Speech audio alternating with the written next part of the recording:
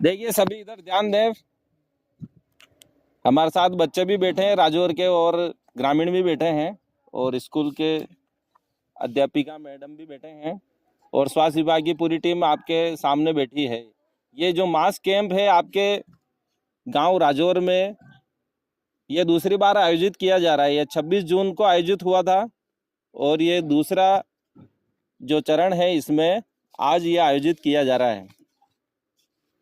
तो उसके बाद और अभी की स्थिति में काफ़ी परिवर्तन हुआ है। देखो, कैंप के बाद इतने लोग बीमार नहीं हुए। देखो, गांव में जागरूकता फैली है, और आज जो मास कैंप में आपको सभी प्रकार की सुविधाएं दी जा रही है। यहाँ आरडीटी के द्वारा मलेरिया की जांच हो रही है फ्री में, और दूसरे जो सर्दी खांसी जुकाम इसका इलाज भी किया जा रहा है। तो स्वास्थ्य कोई भी बीमार हो तो आप उनको भेज सकते हैं। अभी ये चलेगा आपके कैंप, आज यहाँ चलेगा, है ना। दीदी बैठे हैं, और आपको स्वास्थ्य सुविधाओं का लाभ लेना है। मास कैंप का मुख्य उद्देश्य लोगों में स्वास्थ्य के प्रति जागरूकता फैलाना है। मच्छरों से होने वाली बीमारियों के प्रति जागरूकता फैलाना है कि हम मच्छरों से कैसे बचें, उनको नष्ट करने के क्या क्या उपाय हैं इनको समझें, और मच्छरों से होने वाली बीमारियों से बचें। क्योंकि हमको जानकारी नहीं रहती और हम क्या होते हैं, बीमार होते रहते हैं। हमारे साथ सेक्टर मेडिकल ऑफिसर महोदय श्री फिरोज जी काठात साहब भी हमारे साथ उपस्थित हैं, और गांव की स्थिति का जायजा लेने आए कि वास्तव में गांव में क्या स्थिति है। पीएससी जाट पर ड्यूटी है सर की, और सर से निवेदन करने के पश्चात वो सर हमारे गांव में आने के लिए तैयार हुए और हमारे बीच में बैठे हैं। सौभाग्य की बात है। मेडिकल ऑफिसर हमारे साथ हैं। आपके जो भी बीमारी है, स्वास्थ्य समस्या है, तो आप इनसे परामर्श ले सकते हैं, उपचार ले सकते हैं। हमारे पास जो उपलब्ध दवाइयाँ हैं उसका लाभ ले सकते हैं। तो मास कैंप का जो मुख्य उद्देश्य है, हमारे साथ आशा सुपरवाइजर दीदी बैठे हैं, आशा कार्यकर्ता हैं, आंगनवाड़ी बहनें, सहायिका, सीएचओ दीदी बैठे हैं। ये सब स्वास्थ्य विभाग की टीम और स्कूल से मैडम भी हमारे साथ में है। तो ये गांव में एक शिक्षा देने के लिए उपस्थित हुए हैं कि कैसे हमें मच्छरों से बचाव करना है, हम बीमारियों से बच सकते हैं। मच्छर सभी ने देखे हैं? बच्चों बताओ, किस किस ने मच्छर देखा है? सबने देखा है। क्या करता हो? काटता है। कब काटता है? रात को काटता है। क्या बात है, शाम से काटना शुरू हो जाते हैं ना। अभी दिन में नहीं काट रहे, आप आराम से बैठे हो, देखो, है ना।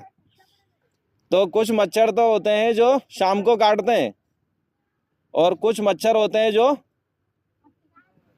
दिन में भी काटते हैं। ऐसे भी मच्छर हो गए अब तो, क्या, पर हमारे गांव में अभी पहुंचे नहीं शायद। वो जो दिन में काटते हैं वो डेंगू के मच्छर होते हैं, न शाम को काटते हैं वो अक्सर मलेरिया के होते हैं, है ना। तो हमें सभी प्रकार के मच्छरों से बचाव के उपाय करने हैं।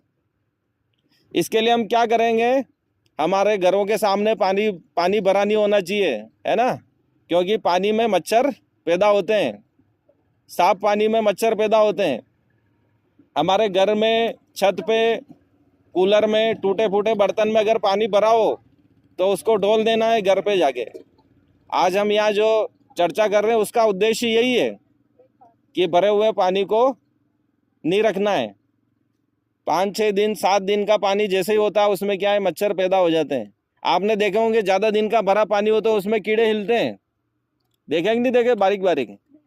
तो वही कीड़े क्या है कि बड़े होके मच्छर बन जाते हैं वो। अगर उस भरे हुए पानी में हम तेल डाल देते हैं तो वो सब मच्छर जो लार्वा है वो मर जाएंगे।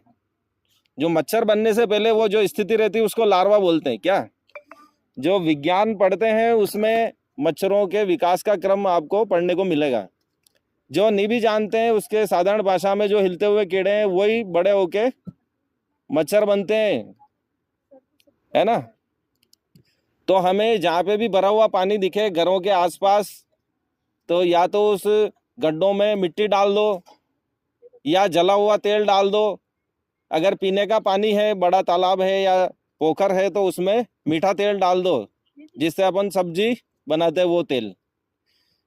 तेल डालने से क्या होगा कि एक परत बन जाती है पानी के ऊपर। तैरता ही नहीं तैरता पानी, तेल जो क्या करता है पानी के ऊपर तैरता है। तो उससे क्या होगा, ऑक्सीजन मच्छर नहीं ले पाएगा। जो लार्वा हिल रहे हैं ना, वो ऑक्सीजन लेने के लिए बार बार ऊपर आते हैं। वो थोड़ी थोड़ी देर में देखना आप ध्यान से कभी, वो क्यों आते हैं? क्योंकि ऊपर ऑक्सीजन लेनी पड़ती, तभी जिंदा रहता। अपन हवा लेते ही नहीं लेते हैं।